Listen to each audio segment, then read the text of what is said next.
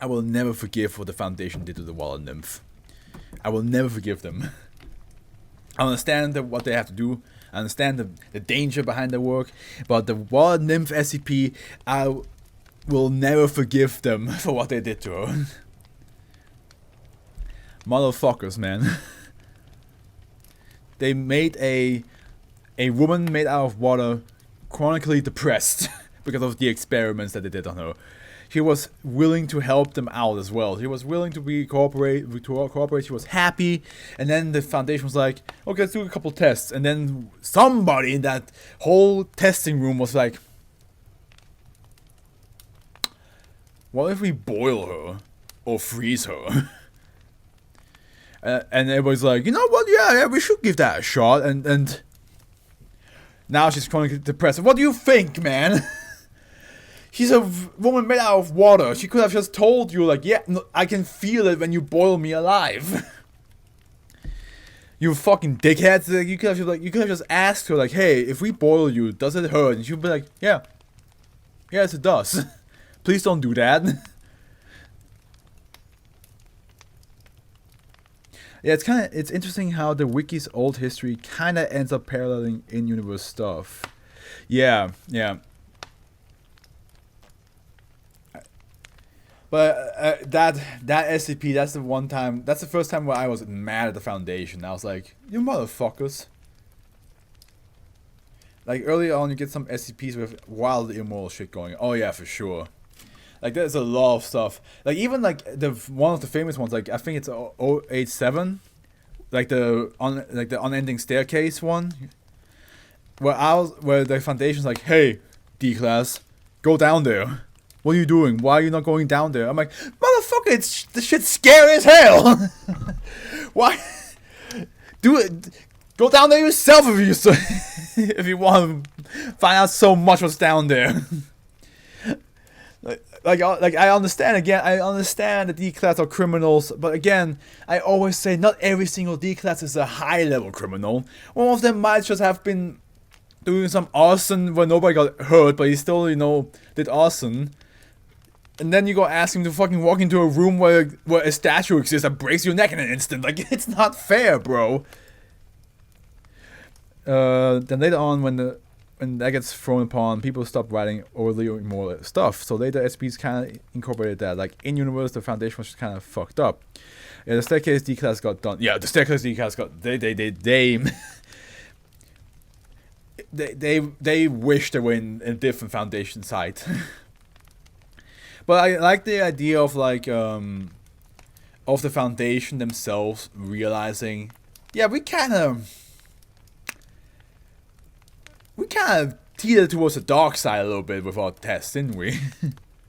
Alright, the song stuck in your head. Yeah, there's a lot of songs stuck in our heads. That just happens. Euclid. Instances of SB1677 are to be contained in secure document storage and digitally reproduced monthly to prevent degradation. During copying procedures, no personnel are to directly observe the printed surface. Did I do this stuff? I did. It's just that I talked for so long. No personnel are to directly observe the printed surface of SB1677 instances. In the event of further instances of SB1677 being recovered, D1677 Doctor is to be tasked with transcribing them for containment and study. In the event of containment breach, infected personnel are to be sedated by security staff. The use of sound dampening equipment is required. I should finish drinking this G Fuel so that I don't stay up too long.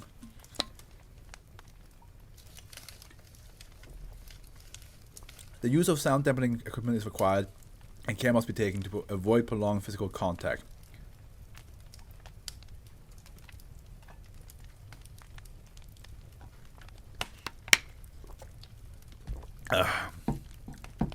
Any personnel that experience persistent symptoms consistent with SB1677 infection are to report for medical examination immediately.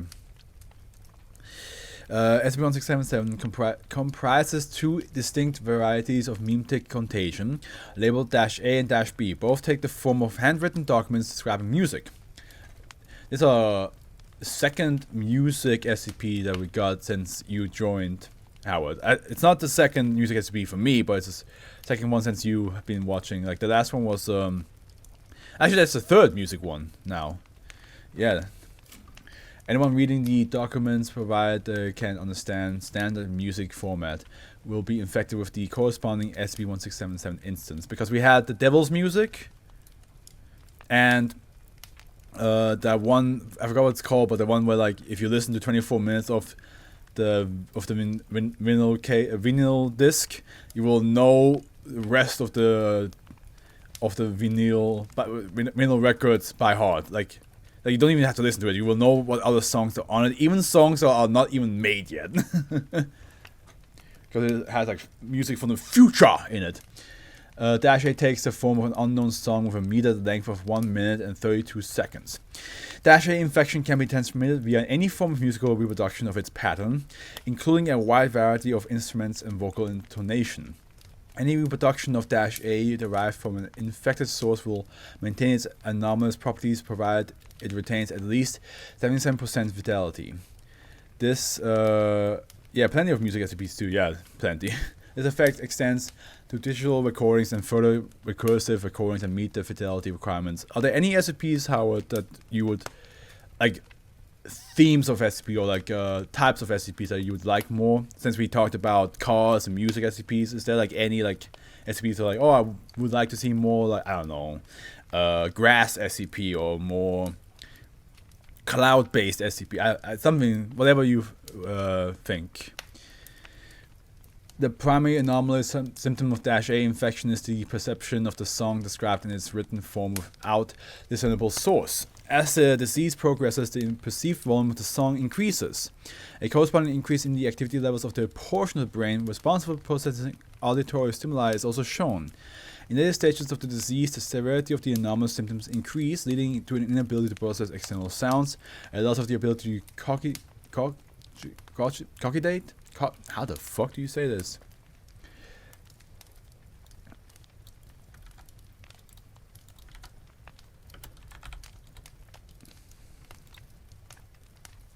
I keep forgetting I have to like cogitate. Okay, interesting. Cogitate, a brief comatose state, and finally death as its brain fails to fall from stress. Damn. So you basically just become. It's an interesting idea. I'm not sure, to be honest. It's a bit hard to say considering most themed SCPs usually revolves around turning the theme on its head. So it's not the theme that defines it, but the execution. Yeah, true. True. See attached. Okay. I'm way too far. Dash A infection can be treated by multiple means. The most effective is the administration of amnestics to the infected under sedation. However, this method is only effective prior to the latter stage comatose state induced by the disease. Other methods include overriding the pattern stored in the brain via external stimuli of sufficient volume and duration. Must exceed the perceived volume and duration of the effect. Once the perceived volume of the anomalous sound reaches a certain magnitude, this method becomes ineffective due to the inability of the inner ear to process external sounds of sufficient volume and duration before failing. Finally, direct electrical stimulation of the affected portion of the brain can disrupt the pattern. However, the necessary duration for efficacy of this treatment is usually very harmful. See attached document for Dash A recovery report. Dash B takes on the form of a song by, through no other recorded instances of the song displays its anomalous properties. Nor does the artist show any connection to Dash A. Like Dash A, Dash B can be transmitted sonically and follows a similar progression